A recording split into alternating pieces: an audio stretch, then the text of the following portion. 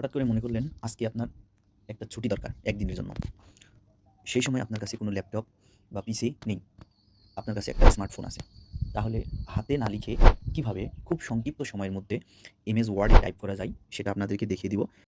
প্রথমে আপনারা যা লিখবেন বরাবর দিয়ে কমা নিচে আসলাম। প্রথমত প্রধান শিক্ষক লিখলেন।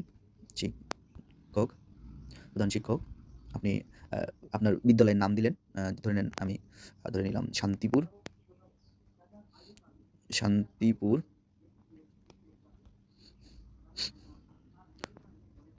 উচ্চ বিদ্যালয় বিদ্যালয় তারপরে দিলাম যে জনাব লিখলাম। জনাব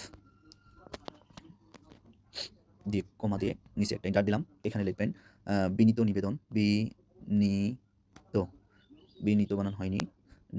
বিনীত নিবেদন এই যে আমি আপনার অত্র শিক্ষা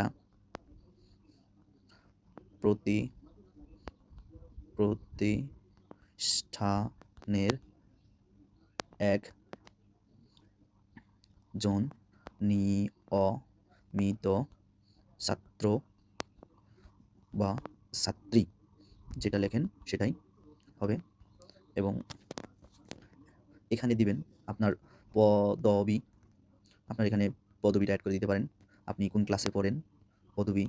তারপরে বা আপনার হলো পুরা ডিটেইলসটা আপনি এখানে দিতে পারেন যে আপনি শিক্ষা প্রতিষ্ঠানে আপনার রোল কত, সেশন কত, আপনি প্রভাতী না দিবা, এরকম কিছু আরকি পদবি এড করতে পারেন। তারপর দিয়ে সবকিছু দিয়ে ডায়রি দিবেন। দেওয়ার পর আবার লিখবেন যে কি লেখা যায়? ছাত্রছাত্রী। আমার, ধরে নিলাম আমার ব্যক্তি ভয়েস অফ ব্যক্তিগত প্রয়োজনে ব্যক্তিগত প্রয়োজনে ১ দিনের ছুটির বিশেষ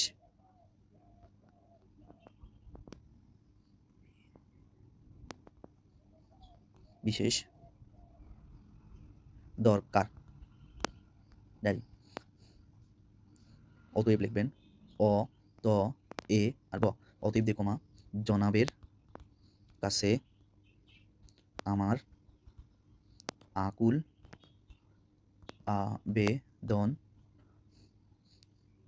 দিয়ে কমা উক্ত ১ দিনের ছুটি দানে জনাবের সদয়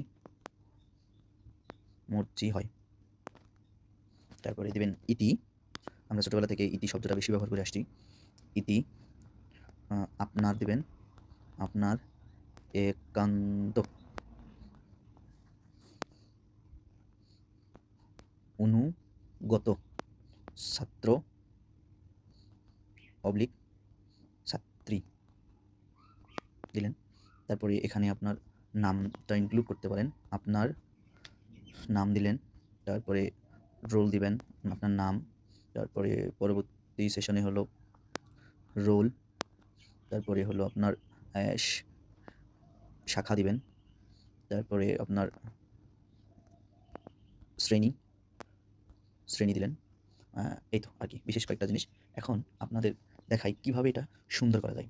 প্রথমত আমি ফন্টটাকে একটু বড় করে নিয়েছিলাম লেখার সুবিধার্থে। এখন ফন্টটিকে একটু ছোট করে নিব। আসলে ফন্ট এমএস ওয়ার্ডে যেটা আমরা লিখি সাধারণত ১৪ ফন্ট দিলে লেখাটা সবচেয়ে সুন্দর হয় এবং এখানে লেখাগুলোকে এলোমেলো বা অনেক স্পেস দেখা যাচ্ছে। সেই ক্ষেত্রে আমি এটা মনে করেন যে এইটার স্পেস আসলে এত থাকাটা ঠিক না। তবে যেভাবে স্পেস কমাবেন এখানে, এটা আসলে এই অ্যাপসটা ঠিক এমএস ওয়ার্ডের মতোই কাজ করে। এখানে লেখা আছে no space between same style paragraph. এখানে যদি দেন তাহলে অটোমেটিক্যালি স্পেসটা আউট হয়ে যাবে, বাড়তি স্পেস। এখন একটা ধাপ শেষ। এখন দ্বিতীয় ধাপে আসি। এখানে যদি দেখা যাচ্ছে যে একটা লাইন বড় আর একটা লাইন ছোট। আমি এই লাইনটাকে সিলেক্ট করে যদি এই লাইনটাকে আমি সিলেক্ট করি, সিলেক্ট করলাম। সিলেক্ট থাকা অবস্থায় এতটুকুই বা এই পর্যন্তই নিলাম। যেহেতু এটা একটা পেজের লাস্ট মাথা পর্যন্ত গিয়েছে। এখন এখানে আমরা এই যে চিহ্নটা আছে এটাকে আমরা জাস্টিফাই হিসাবে ধরবো। জাস্টিফাইড করে দিলে লেখাটা ঠিক বরাবর চলে আসবে। এখন আরেকটা কাজ হচ্ছে এই যে এখানে স্পেসটা বাড়তি আছে। লেখার সৌন্দর্যের জন্য এটাকে আমরা একটু আর কি চেক করে নিলাম এবং এখান থেকে এই পর্যন্ত ঠিক সেম একইভাবে এখানে এসে ফরম্যাট প্যারাগ্রাফ থেকে স্পেসটাকে আউট করে দিলাম সেমভাবে। দেওয়ার পর এখানে দেখা যাচ্ছে যে সুন্দর হয়ে গেছে। আবার উপরে যদি মনে করেন যে উপরের লাইনটা একটু থেকে নিচে আরেকটু দিব, তাহলে দেখেন একটা দরখাস্ত সুন্দরভাবে তৈরি হয়ে গেছে। এখানে একটু স্পেস দিই। আরেকটা কথা বলে রাখা ভালো, আমরা আগে দরখাস্ত লিখেছিলাম যে আসলে ডান পাশে, কিছু বাম পাশে দেওয়া ছিল। এখন দরখাস্ত আসলে এরকমই হয় বাম পাশে সব। এটাকে আমেরিকান স্টাইল বলে। জানি না আমার ভুল হয়েছে কি শুদ্ধ হয়েছে। কারো যদি জানা থাকে অবশ্যই বলবেন। এখানে মোটামুটি আরকি সুন্দর হয়েছে যেটা লিখছি।